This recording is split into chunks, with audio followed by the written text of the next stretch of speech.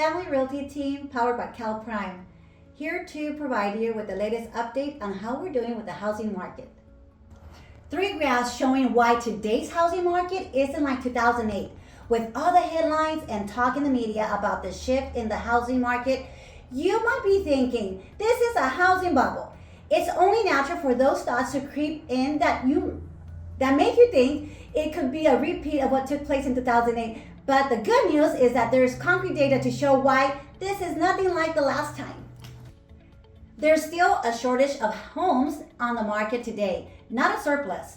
For historical context, there were too many homes for sale during the housing crisis, many of which were short sales and foreclosures, and that caused prices to fall dramatically. Supply has increased since the start of this year, but there's still a shortage of inventory available overall, primarily due to almost 15 years of underbuilding homes.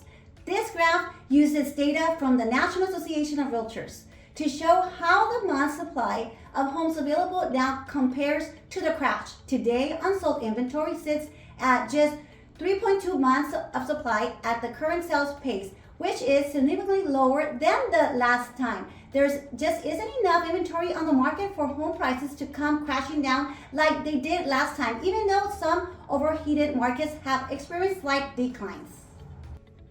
Mortgage standards were much more relaxed back then. During the lead up to the housing crisis, it was much easier to get a home loan than it is today. Running up to 2006, banks were creating artificial demand by lowering their lending standards and making it easy for just about anyone to qualify for a home loan or refinance their current home. Back then, lending institutions took on much greater risk in both the person and the mortgage products offered. That led to mass defaults, foreclosures, and falling prices. Today, things are different, and purchasers face much higher standards from mortgage companies. This graph uses Mortgage Credit Availability Index data from the Mortgage Bankers Association to help tell this story. In that index, the higher the number, the easier it was to get a mortgage. The lower the number, the harder it is. In the latest report, the index fell by 5.4, indicating standards are tightening. The graph also shows just how different things are today compared to the spike in credit availability leading up to the crash. Tighter lending standards over the past 14 years have helped prevent a scenario that will lead to a wave of foreclosures like last time. The foreclosure volume is nothing like was during the crash. Another difference is the number of homeowners that were facing foreclosure after the housing bubble burst. Foreclosure activity has been lower since the crash, largely because buyers today are more qualified and less likely to default on their loans.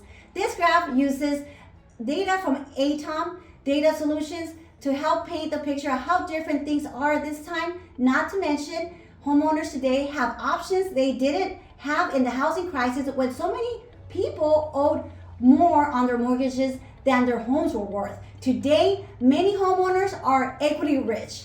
That equity comes in large part from the way home prices have appreciated over time. According to the core logic, the total average equity per borrower has now reached almost $300,000, the highest in data series.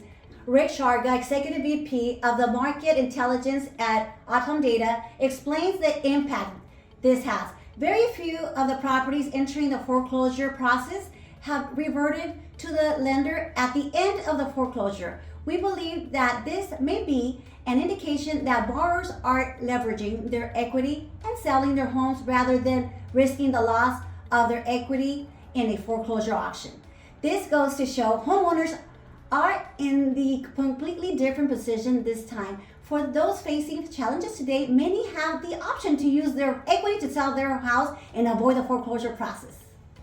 In conclusion, if you are concerned we're making the same mistakes that led to the housing crash, the previous graphs should help alleviate your fears. Concrete data and expert insights clearly show why this is nothing like last time.